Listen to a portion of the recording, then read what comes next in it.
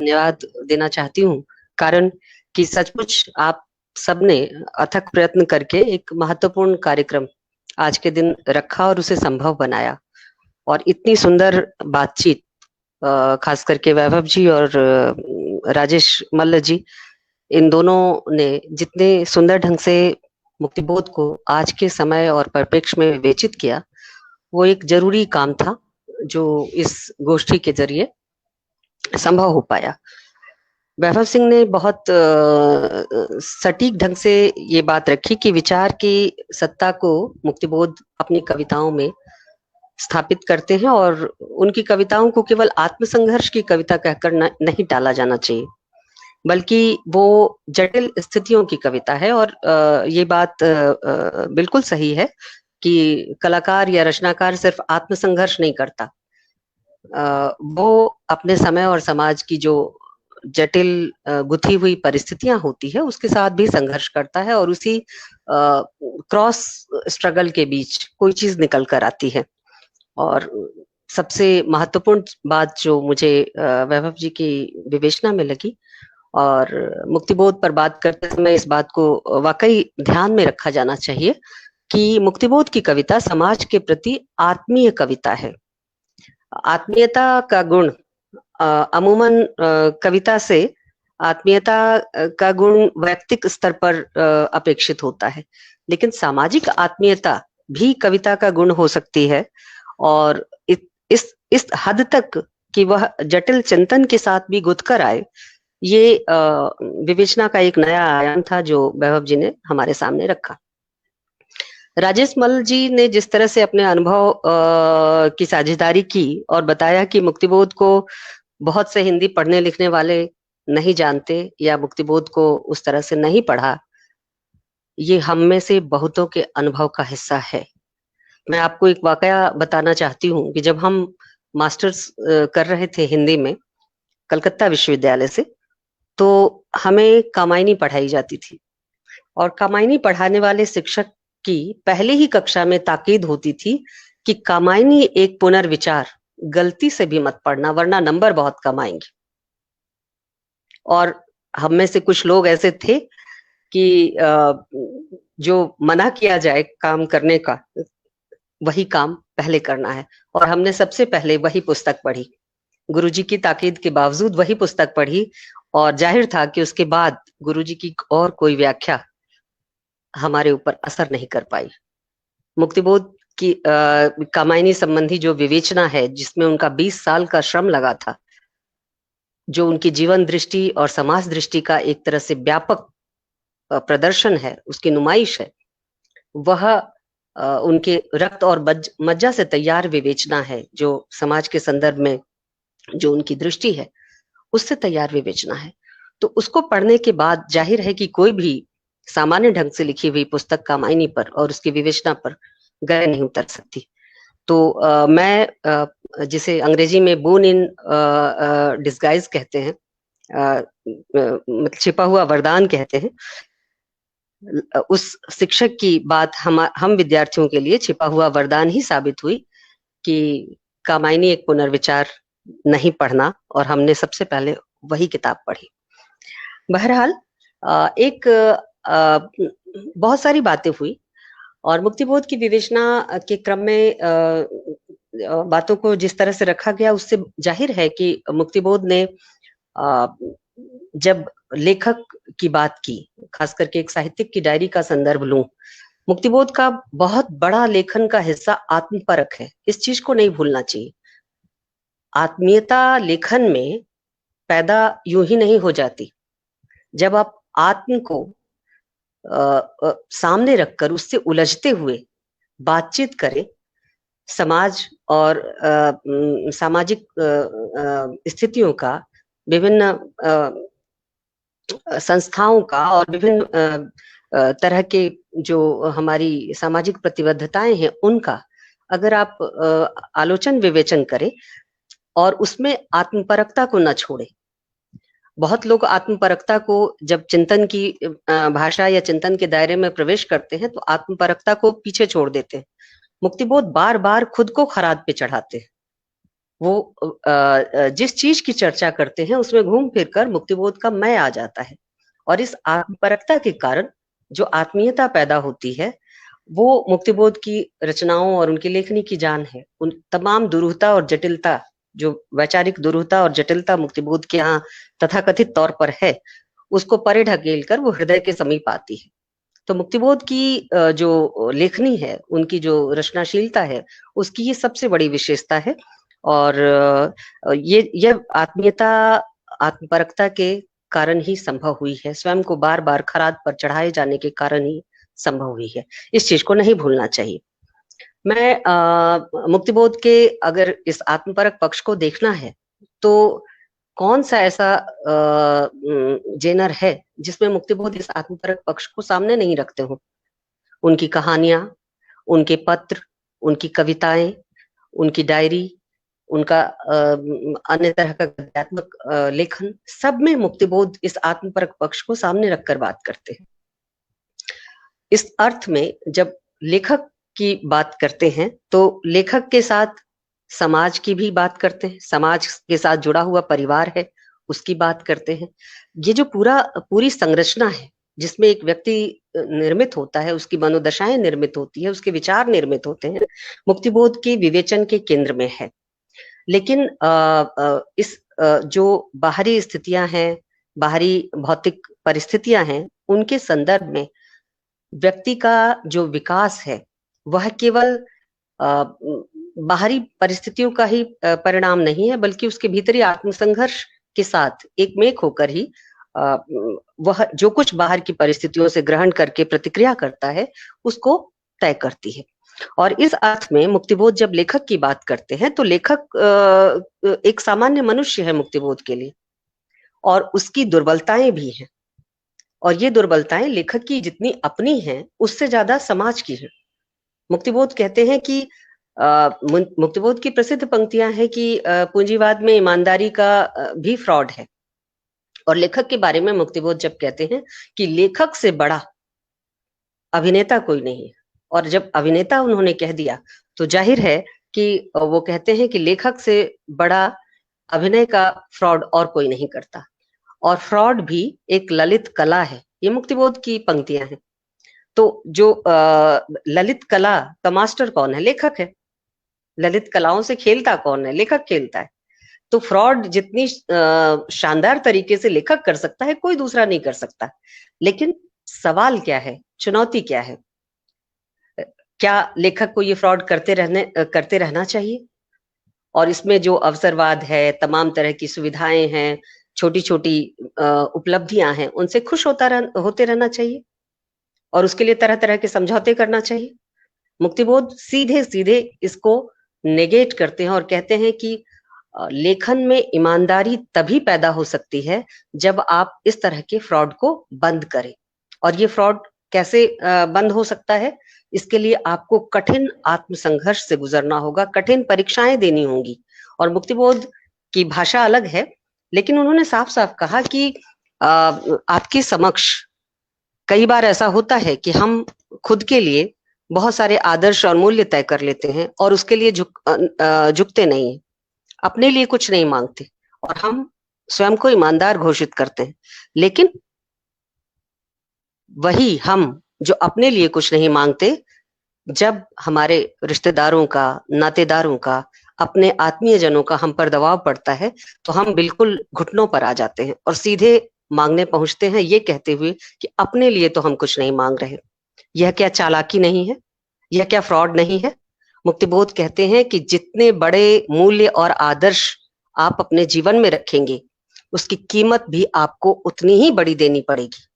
ये नहीं हो सकता कि आदर्श और मूल्य तो आप ऊंचे रखें। मुक्तिबोध ऐसा नहीं है कि आदर्श और मूल्य को बिल्कुल महत्वहीन मानते हैं।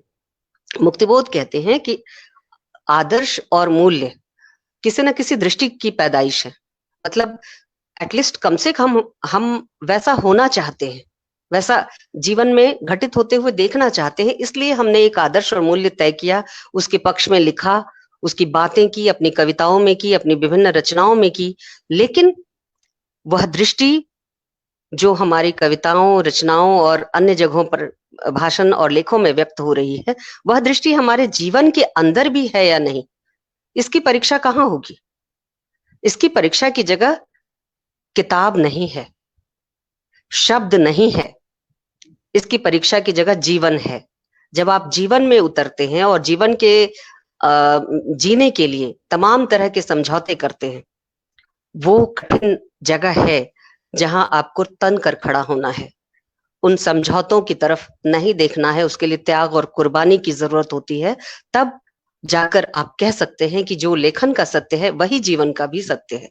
मुक्तिबोध बहुत भरोसे के साथ इस बात को कहते हैं कि लेखन में ईमानदारी तभी संभव है जब हम इस तरह के छोटे छोटे समझौते करने बंद करें।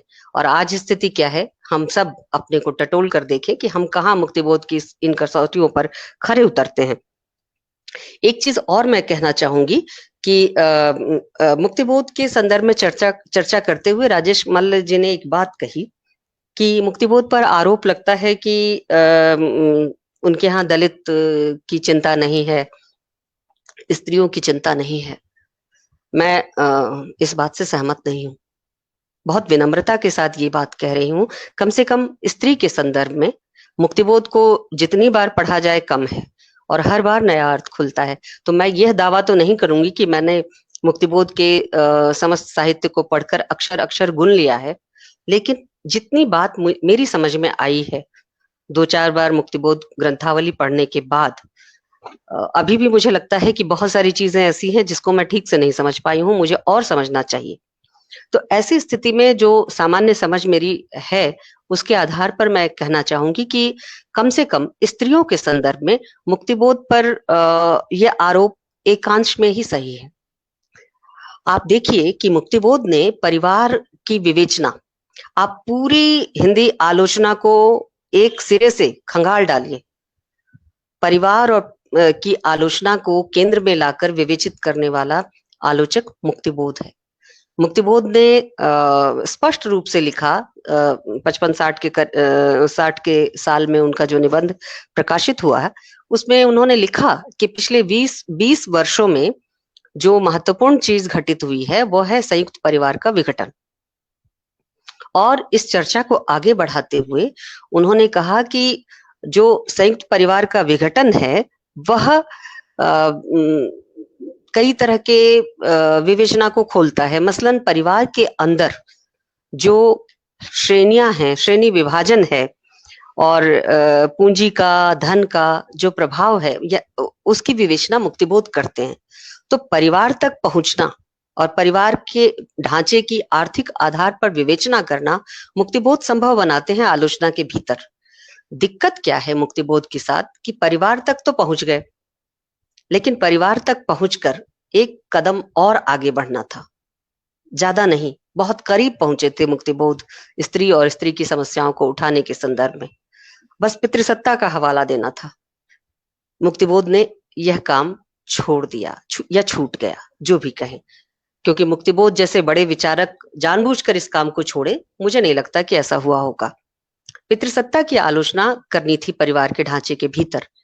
स्त्री की स्थिति को उससे ज्यादा स्पष्टता मिलती, उसे चिन्हित किया जा सकता, उसके दुख दर्द को विवेचित किया जा सकता था अगर हम पितृसत्ता की बात करते। लेकिन ये बात मुक्तिबोध तक ही नहीं, ये पूरी हिंदी आलोचना की जो लाइनेज है वो पितृसत्ता की आलोचना नहीं करती। पितृसत्ता उनके लिए समस्या ही नहीं है। तो परिवार और परिवार में संयुक्त परिवार, उसके ढांचे का विघटन मुक्तिबोध के यहाँ पहली दफे दिखाई देता है। ये दिगर बात है कि पितृसत्ता तक वो नहीं पहुंचते, लेकिन परिवार तक बात पहुंचना स्त्री विवेचना की, स्त्री आलोचना की और स्त्री के संदर्भ में किसी भी तरह की समझ को बनाने के लिए पहली सीढ़ी है और मुक्तिबोध वहां तक पहुंचते हैं। एक और चीज मैं कहना चाहूंगी कि मुक्तिबोध की कविताएं और मुक्तिबोध के पत्र इस बात का साक्ष्य हैं कि मुक्तिबोध स्त्री की समस्याओं को, स्त्री के संसर्ग को, उसकी अनुभूतियों को कितने करीब से जानते थे। और यही नहीं, मैंने अन्य किसी भी पतिनुमा पुरुष को लिखित साहित्य के स्तर पर, मेरी सीमा हो सकती है, नहीं पढ़ा जिसने अपनी पत्नी के लिए ये लिखा हो कि वह उसका गुनाहगार है, क्योंकि उसकी असावधानी से उसकी पत्नी को बार बार दुर्बल शारीरिक अवस्था में भी बार बार गर्भ ठहर रहा है। उसकी सेहत खराब हो रही है, उसका स्वास्थ्य खराब हो रहा है, और इसके लिए वह स्वयं को जिम्मेदार मानता है। मैंने किसी और पति का पत्र या पति की अभिव्यक्ति इस रूप में स्त्री के प्रति, अपनी पत्नी के प्रति नहीं पढ़ी है। सिंदूर, तिलकित भाल और बहुत सारी चीजें तो याद आ जाती हैं। निराला ने भी मनोहरा देवी को याद करते हुए सुंदर अभिव्यक्तियां की हैं, लेकिन स्त्री का जो शारीरिक कष्ट है, जो उसके रोजमर्रा के जीवन का उसके अस्तित्व के साथ जुड़ा हुआ है, उस पर इतना कह सकते हैं कि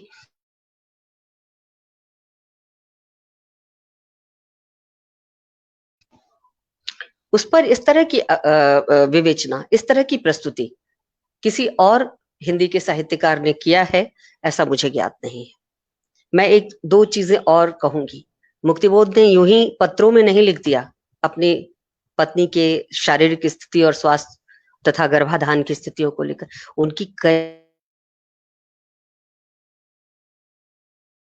हैं जो स्त्री के इस शारीरिक स्थिति को अभिव्यक्त करती है, और उन कविताओं में जहां मुक्तिबोध निजी जीवन में स्वयं को कल्प्रिट मान रहे हैं, अपराधी मान रहे हैं, ग्लानि से ग्रस्त हैं कि उनकी पत्नी की शारीरिक अवस्था के खराब स्थिति में भी उन्होंने उनके साथ इस तरह का व्यवहार किया, जिसकी वजह से, जिसका दुष्परिणाम ये हुआ कि वह पुनः गर्भ से हैं। मुक्तिबोध अपनी कविता में, उनकी कविता है, मैं यहाँ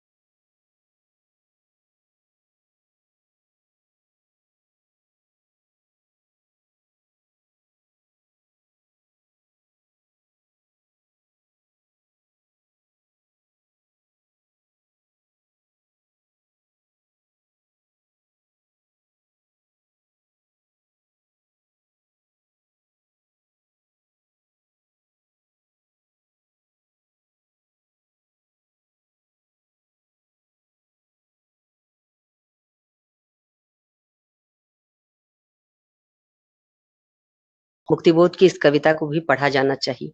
ये अचर्चित कविता है। इस कविता का शीर्षक है रात चलते हैं अकेले ही सितारे। इस कविता को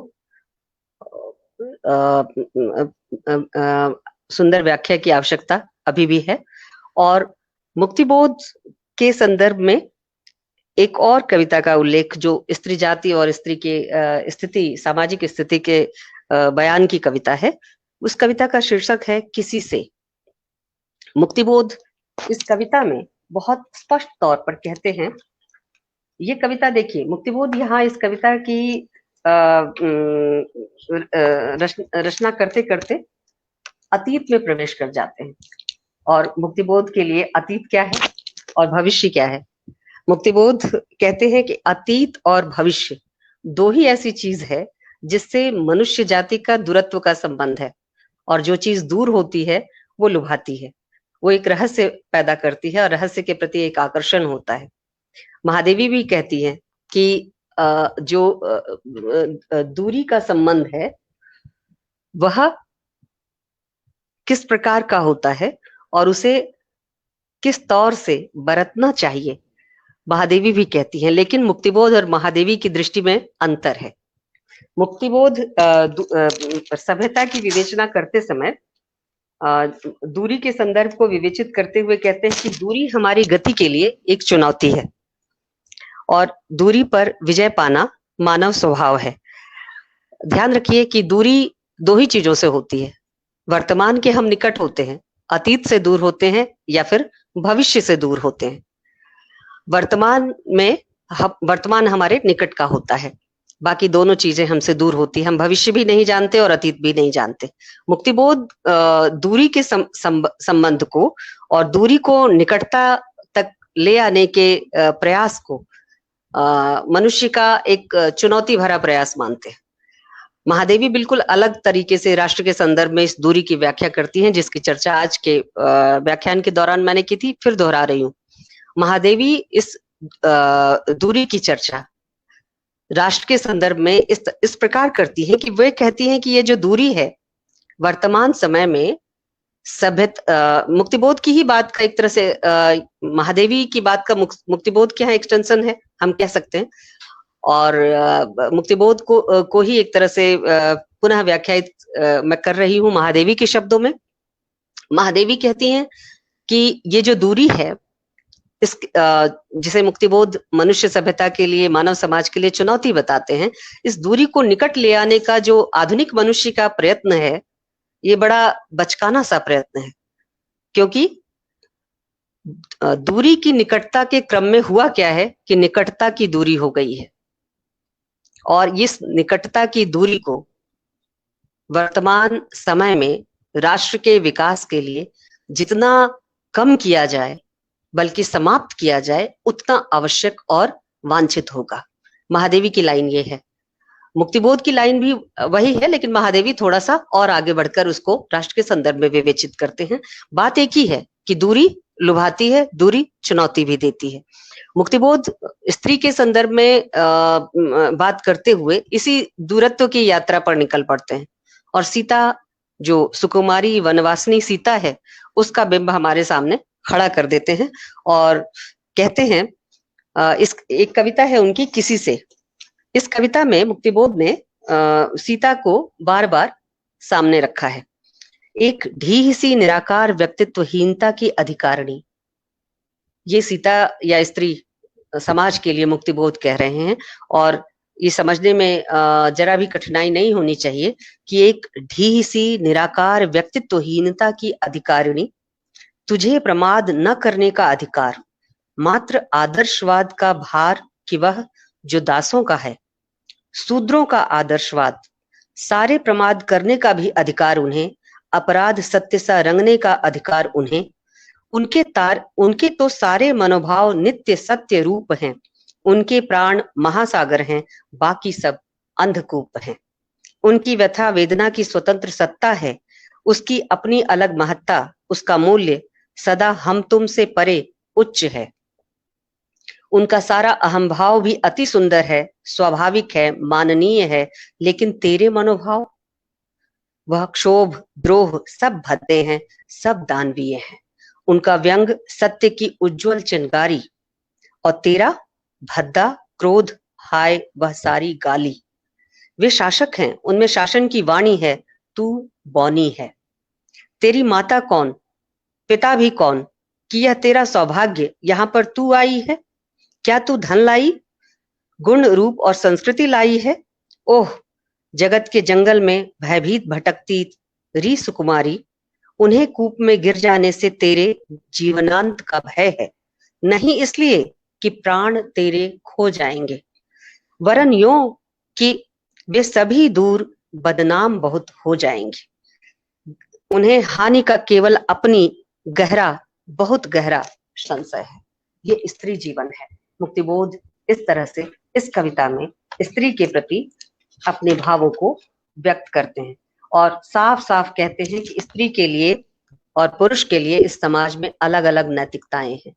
जो शोषित है, जो वंचित है, उत्पीड़ित है, उसके लिए भी, शूद्रों के लिए भी इस समाज में अलग नैतिकता है, और उच्च वर्ग के लिए अलग नैतिकता है।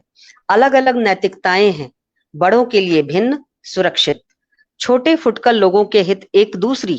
अरी जगत के जंगल में भयभीत भटकती री सुकुमारी, छोटे गिरि से निकल प्रवाहित होकर बंजर रेतीली जमीन में घूमी, गिरी एक अवरुद्ध श्याम खाड़ी में खारी।